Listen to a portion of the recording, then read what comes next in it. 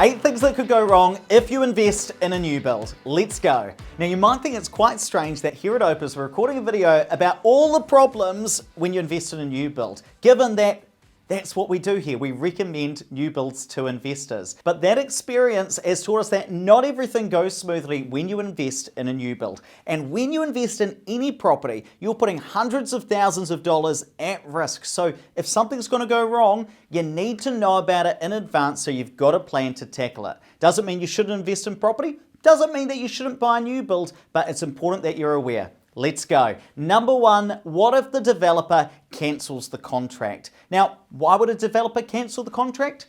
Potentially to sell that property at a higher price. This could be if they use a sunset clause or a finance clause to cancel the property when the market has gone up in value.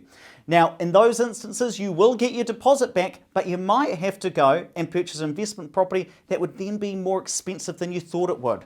That relates to number two, what happens if the developer goes under? Now look, it's never good if your developer goes under or goes bankrupt, can't finish that development, but it's less of a concern in a turnkey build when you're buying off the plans compared to if you are building a property yourself. Now what happens in that instance if you're buying a property, turnkey, and your developer goes under? Again, you get your deposit back, but you've lost that opportunity. You've lost out on the potential equity gain if that property has gone up in value or the market has appreciated. And also, sometimes those properties are then going to be expensive. You've got to purchase a more expensive property.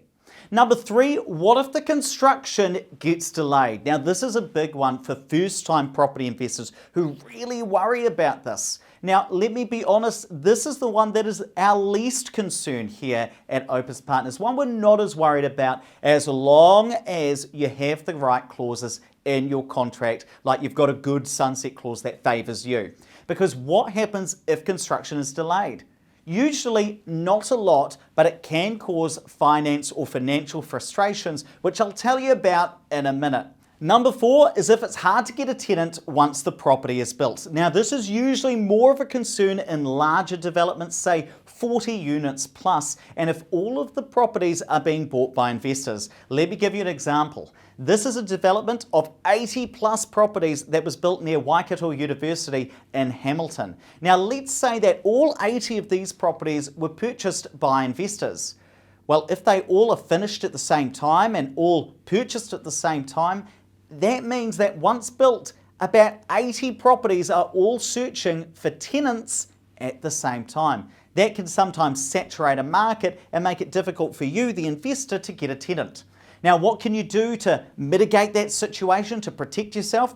Well, you can certainly advertise that property for rent as early as possible. Get your property manager in there before you've paid the money. And also buying in a development that has some owner-occupiers in it. So it's not all investors purchasing in there. And number three, you can also differentiate your property. You might put some extra appliances in there. You might furnish that property to try and attract a different tenant, make your property stand out. Number five, finance frustrations. This is an important one. You might wonder, well, what are financial frustrations?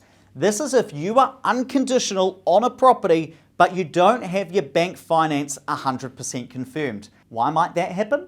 Well, let's say you purchase a property today or you sign a contract for it today. You might have pre-approval in place. You might have a conditional approval from your bank that says, you know what, for the next 3 months we'd be willing to give you the money. Well, what happens if construction on this property that you've signed up for takes 18 months? What happens if it takes 24 months? Well, there's this period where you're locked in but your finance isn't locked in, so you need to continually reapply. How do you protect yourself there?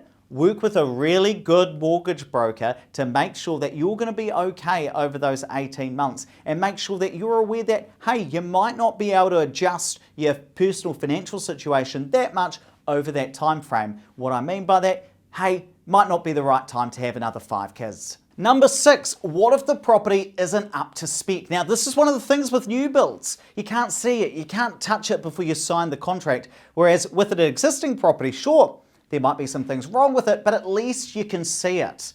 Now, what sort of things might not be up to spec with a new build? Well, sometimes windows don't close properly. Sometimes doors aren't hung correctly. Sometimes the wrong heat pump is installed and the one that has been put in isn't powerful enough to meet Healthy Homes inspections.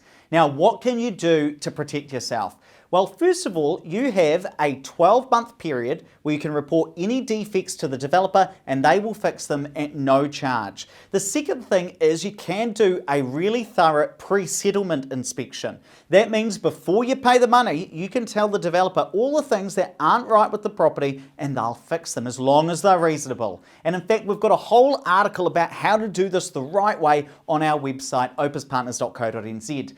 And thirdly, you can work with a reputable developer, somebody who's got a reputation for delivering a good product.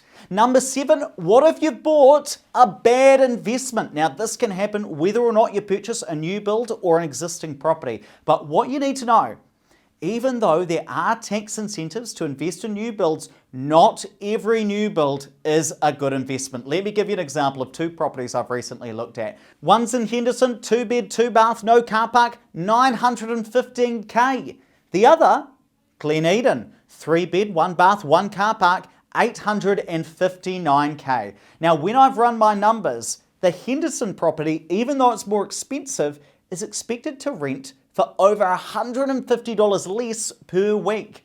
Now, when we look at the return on investment and I run my numbers, this Henderson property, about 252% ROI, return on investment, whereas the Glen Eden property, about 402% ROI. Now, if you want to run your numbers like I do, you've got to download my return on investment spreadsheet. This is the holy grail of property investment spreadsheets. You can download that at opespartners.co.nz/ROI, and I'll also link that down in the description.